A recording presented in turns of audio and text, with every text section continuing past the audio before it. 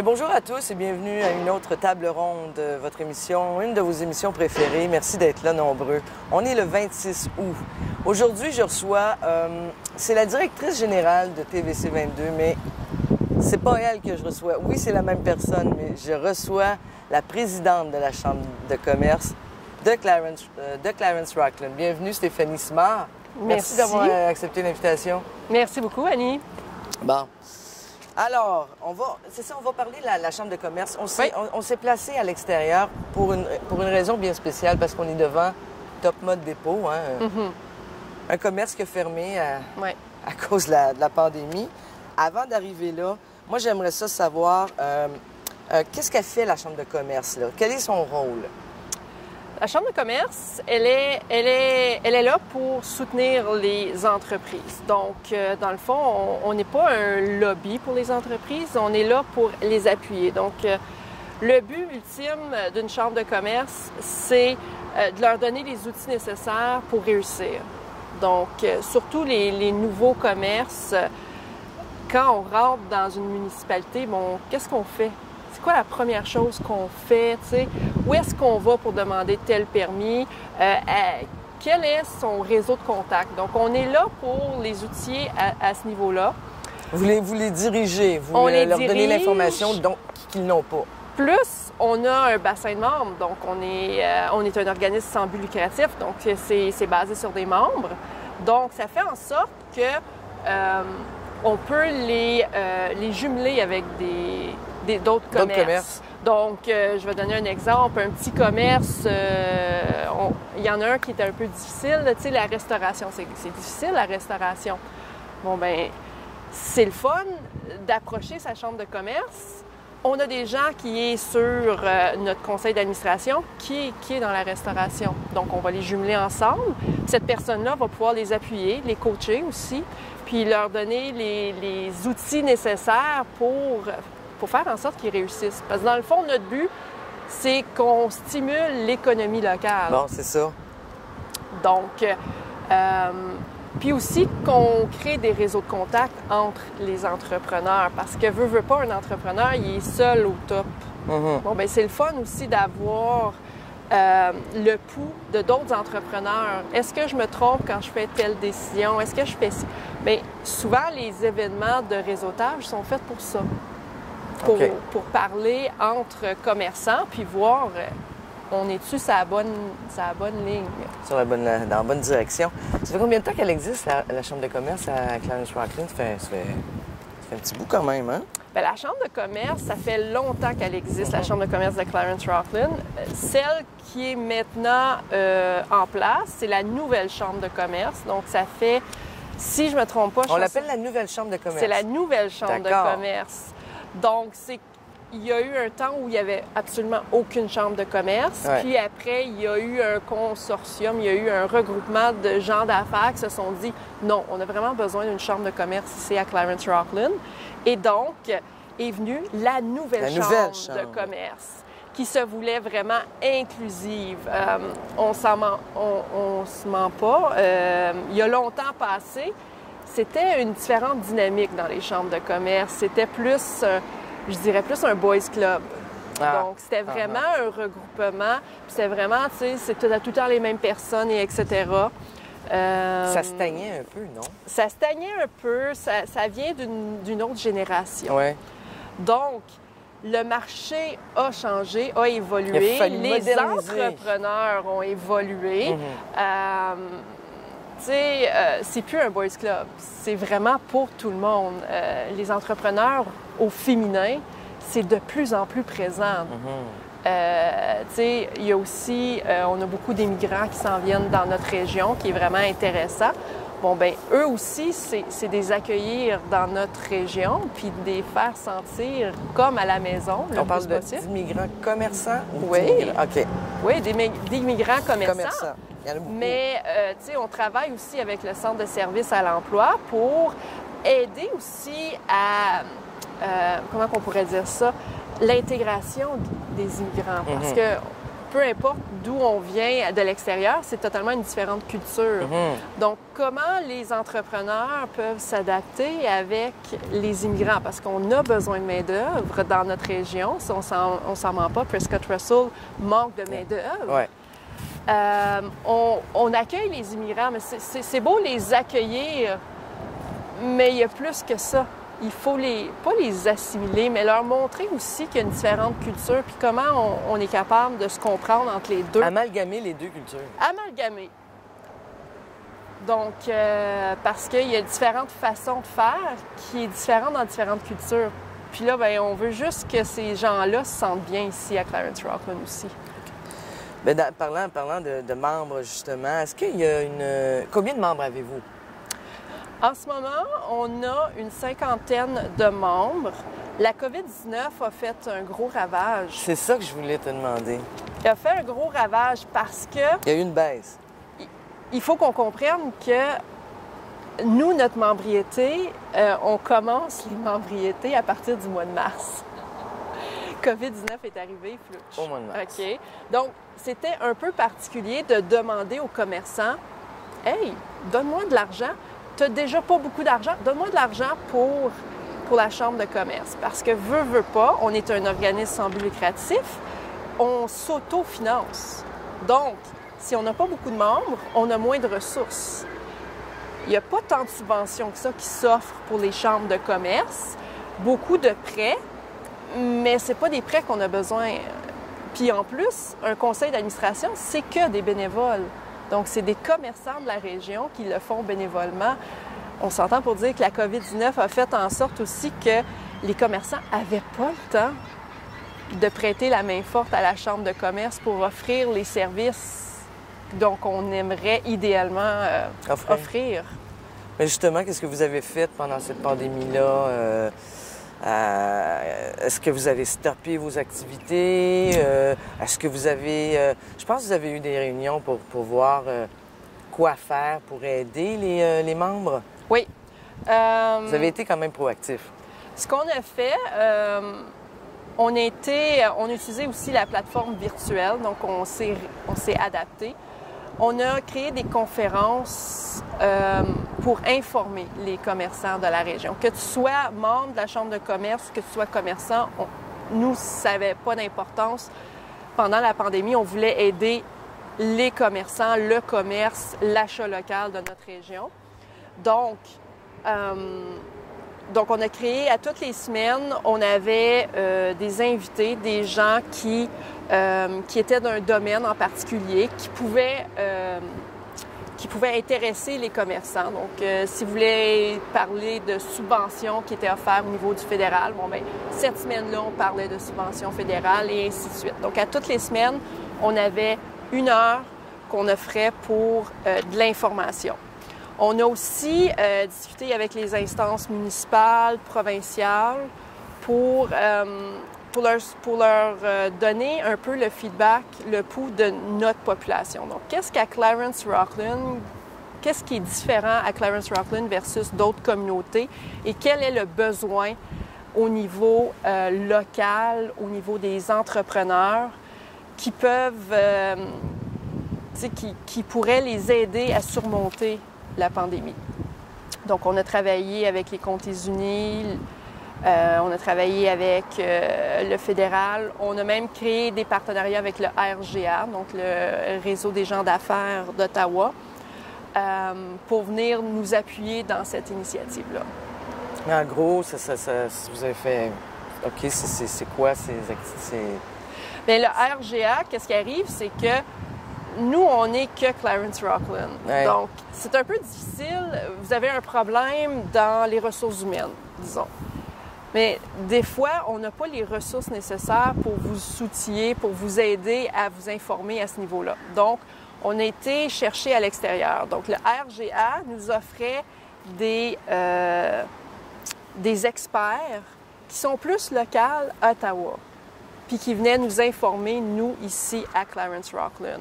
Donc, d'ailleurs, on est présentement en train de d'épauler un projet pilote qui s'appelle Propulsion, qui se veut un jumelage entre le réseau des gens d'affaires d'Ottawa et la Chambre de commerce de Clarence-Rockland, celle d'Hawkesbury et celle de Prescott-Russell.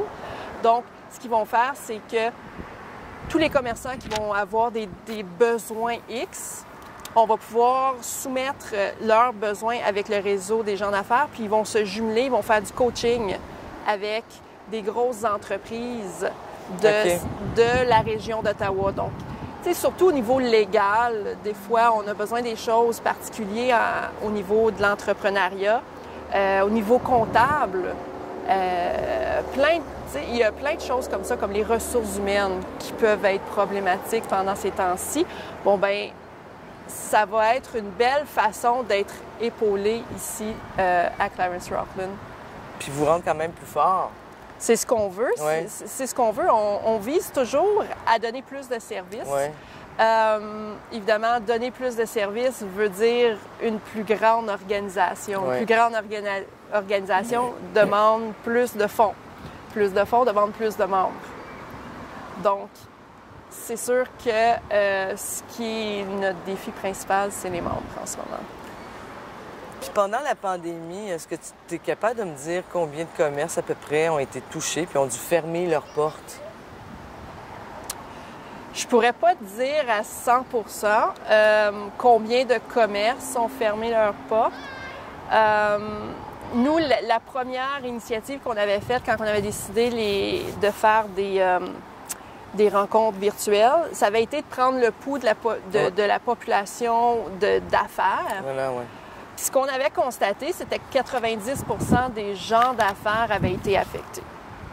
Il y en avait qui avaient été affectés jusqu'à 90% de leur chiffre d'affaires. Ouais. Il y en avait beaucoup. Ça, c'était un constat que les comtés unis, puis même le gouvernement avait fait comme « Ah oui, il y en a beaucoup qui ne pouvaient pas survivre plus que 2 mois. » C'est sûr que la pandémie, on est quand même revenu un peu de ça. Il y a des commerces, on sait qu'il y en a au moins une dizaine de commerces qui ont fermé, mais ça, c'est des commerces qu'on sait. Il ne faut pas oublier que... C'est quand même pas mal, une dizaine, Stéphanie. Oui, mais il ne faut pas oublier que dans la région de Clarence-Rockland, on a environ, je dirais, 500 commerces. Donc, il y en a beaucoup, c'est des commerces à la maison. Donc, il y a des petites madames qui vendent des Avon, qui sont incorporées, qui deviennent une entreprise par conséquent. Donc, on a les coiffeuses, donc il y en a beaucoup. Donc, il y en a qu'on ne sait pas parce qu'on ne peut pas tout recenser, évidemment. Puis aussi, est-ce que c'est à la pandémie ou on utilise la pandémie pour fermer nos portes puis passer à la retraite, passer à d'autres choses, etc. Donc, tu sais, c'est un peu difficile d'avoir le pouls à cet effet. Puis les chambres de commerce, moi je vais parler des chambres de commerce, on en parlait un petit peu au début, c'est pour ça qu'il y a la nouvelle chambre de commerce. Mais est-ce que ça perd en popularité ou ça gagne en popularité? Ou c'est statu quo? Moi, je dirais que ça perd en popularité. Ah, c'est intéressant. Parce que les gens ont cette présomption que les chambres de commerce, c'est juste du réseautage. Donc, on est juste là pour faire des 5 à 7, des tournois de golf, puis qu'on s'en va là, on fait du blabla, puis et that's it, that's all. Mais les chambres de commerce ont évolué depuis plusieurs années, puis offrent beaucoup aux entrepreneurs. C'est juste qu'il n'y a pas de démarchage politique intense qui a été fait à ce niveau-là. Donc, c'est vrai. Tu sais, la meilleure façon de rejoindre tous ces commerçants-là, ça serait de cogner à leur porte, de s'asseoir avec eux, puis d'expliquer qu'est-ce que la chambre de commerce allait, puis, tu sais, qu'est-ce que ça apporte. Moi, je crois ardemment que les chambres de commerce sont... Apportent quelque chose aux commerçants? Apportent quelque chose aux commerçants. Sont essentiels? Sont essentiels. Puis, ils ont aussi un statut dans la communauté. Tu sais, quand on parle, je fais partie de la chambre de commerce, ça a encore un poids, veux pas. Est-ce qu'ils croient encore à la chambre de commerce? Parce qu'il y en a qui ont sûrement dit à un moment donné, « Ouais, la chambre de commerce ne m'a rien apporté, moi, ça ne sert à rien. » C'est le défi le plus de taille. Après, évidemment, tu t'es embarqué dans l'argent. quelque chose, Stéphanie? je me suis embarquée par intérim. Donc, évidemment, il va y avoir un prédécesseur à mon poste bientôt. Je ne sais pas quand, mais il faut qu'il y ait quelqu'un qui a une vision. Quelqu'un qui sait comment aller rejoindre ces commerçants-là, puis quelqu'un qui a le temps de rejoindre ces commerçants-là. Il faut qu'ils prennent le temps. Donc, il y a beaucoup de démarchage, on appelle ça du legwork, à faire. Du travail de jambes. Du travail de jambes pour aller s'asseoir avec les commerçants. Parce que, évidemment, tu sais, beaucoup de commerçants nous disent « ça nous a rien apporté ». OK, oui, si ça vous a rien apporté, comment est-ce qu'on peut vous apporter quelque chose? Donc, tu sais, c'est un peu difficile d'aider quelqu'un qui nous dit pas comment on peut les aider aussi. Donc, c'est des rejoindre. Donc, présentement, dans les prochaines semaines, il y a un questionnaire qui va... C'est ça, c'est un gros travail de communication, là. Qui va sortir. Ouais. On a une coordonnatrice, son nom c'est Farah, qui doit contacter les commerçants, puis qui doit savoir... qui va poser quelques questions. Comment la Chambre de commerce peut les aider? Parce que, veut pas, là, la pandémie, on était un petit peu plus calme. Là, on veut recommencer. Là. On veut savoir comment on va prendre nos actions. Quelle action on va prendre? Quelles énergies, sur quoi on va se concentrer? Donc, si les gens nous disent c'est du coaching, bon, bien, on va faire un plan d'action en version du coaching. Si les gens nous disent que c'est de l'information, on veut en apprendre davantage puis être épaulé, bon, bien, est-ce que c'est encore une série de conférences qu'on va faire virtuelles à toutes les semaines, et etc.?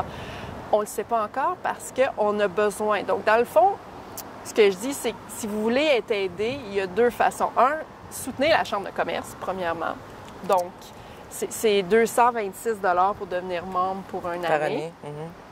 Puis, c'est imposable d'impôts. Donc, vous pouvez mettre ça sur vos impôts. Donc, ça, c'est bien. Et puis, soyez francs. Comment on peut aider les commerçants?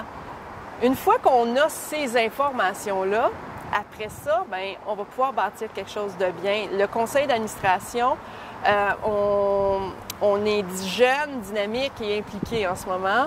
Donc, profitez de cette belle dynamique-là qu'il y a à la Chambre de commerce. Parce qu'ils ne le font pas actuellement. Personne ne le fait. Bien, on est habitué. On est un entrepreneur. Où est-ce que vous êtes situé en plus?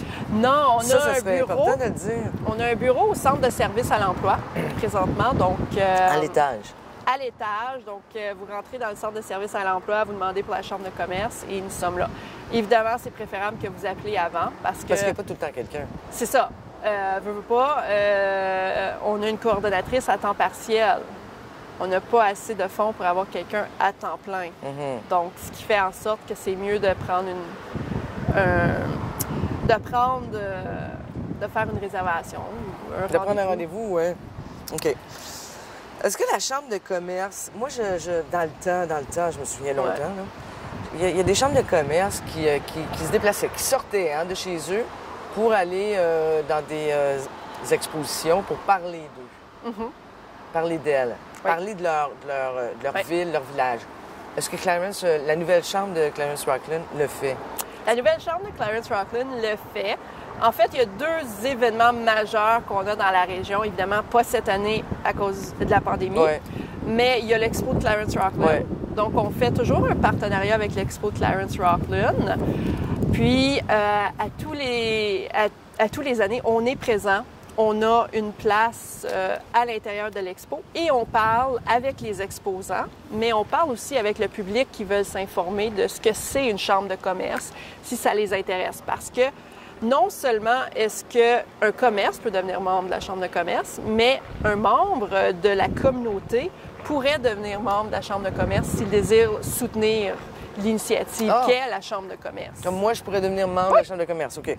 Mais ça, je suis sûr que les gens à la maison ne le savaient pas du tout. Ce qui est bien qu'au début de l'émission, tu as expliqué c'était quoi votre rôle. Les gens, ils doivent en connaître un peu plus maintenant.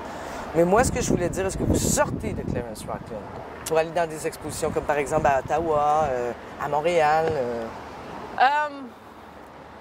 Peut-être pas aussi loin, mais... Moi, personnellement, je vois pas pourquoi on le ferait.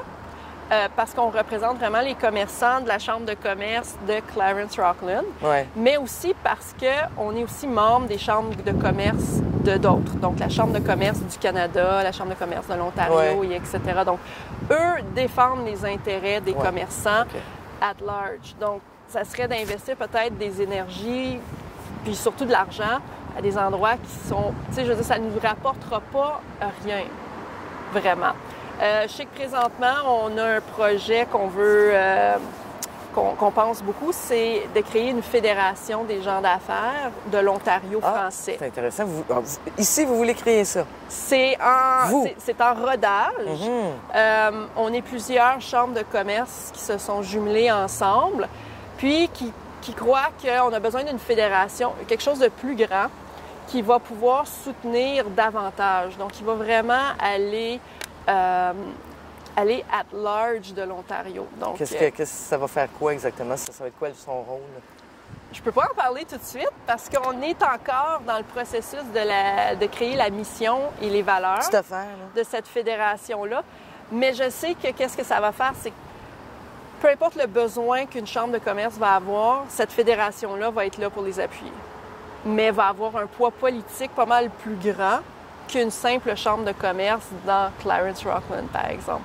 C'est un peu ça notre problème, c'est que, tu sais, là, on a une pandémie, nous, on a des problématiques, puis oui, nous, on fait des pressions au niveau gouvernemental, mais on n'est qu'une chambre de commerce, une petite chambre de commerce avec un peu de membres.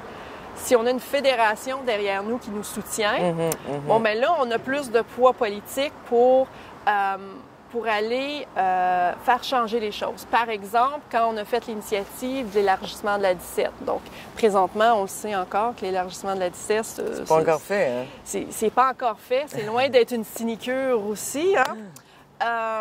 Mais disons que la Fédération a un gros poids politique au niveau municipal, mais provincial et fédéral. Bon, bien, si eux nous aident dans ce projet-là en partenariat avec la municipalité qui travaille fort encore de nos jours là-dessus, bon, bien, on a peut-être des chances de réussir quelque chose, d'avoir des avancées. L'équipe devient plus solide. On a des alliés. Donc, dans le fond, on essaie de créer des alliés pour que les gens d'affaires ici, on puisse faire prospérer notre région. Donc, que l'économie locale soit infiniment plus grande et plus de poids. Parce que veut pas, en ce moment, l'économie locale, ici à Clarence-Rockland,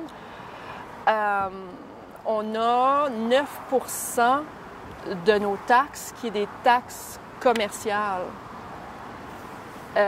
Monsieur Jean-Marc Lalonde, je vais le citer parce que c'est lui qui nous en parle souvent, nous dit qu'une bonne santé financière municipale vient d'une municipalité qui a au moins 26% de taxes commerciales. OK.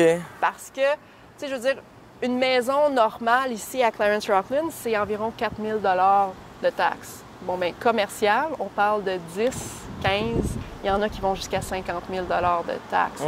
Donc, on s'entend pour dire que ça fait en sorte que plus on a de taxes qui rentrent au niveau municipal, plus de services on est capable d'offrir aussi. Oui, mais il y a une limite où tu peux augmenter les taxes. C'est exact. L'affaire, c'est qu'il faut faire venir du monde ici. Donc, c'est ça. Puis, oui, c'est bien qu'on ait des développements personnels, résidentiels, mais le commercial fait en sorte qu'on a besoin de moins de développement résidentiel et juste un petit peu de commercial. Oui, parce qu'ils payent plus, eux autres. Parce qu'ils payent plus. Okay, ouais.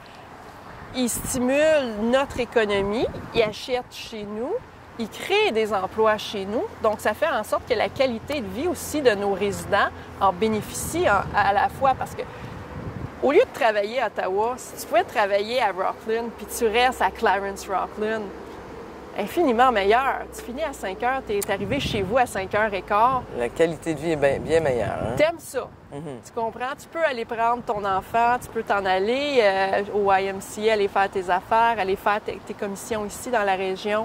Donc, ça a infiniment un plus grand impact d'avoir plus de commerçants, que ce soit industriel ou commercial, ici dans notre région. Bien, Stéphanie, on s'en vient vers la fin. Vite fait, j'allais te poser des questions sur les projets Oui. S'il y a des projets pour l'avenir, tu viens de me le dire. Est-ce qu'il y en a d'autres?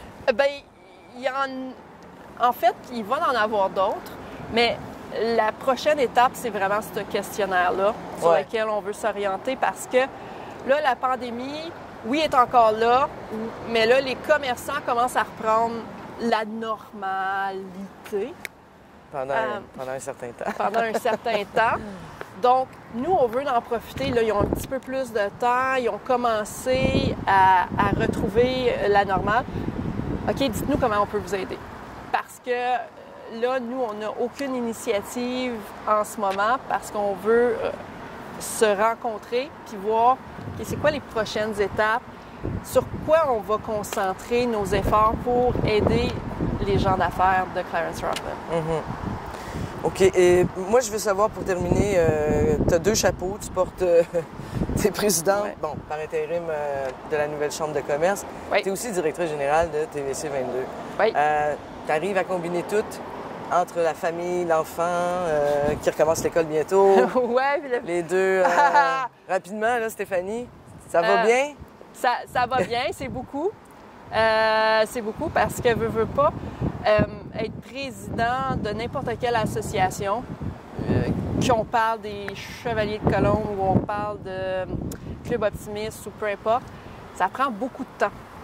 Donc, tu sais, c'est le soir quand mon enfant dort, il y a encore des courriels, des échanges de courriels, il y a encore de la... Tu sais, mon cerveau arrête quasiment jamais.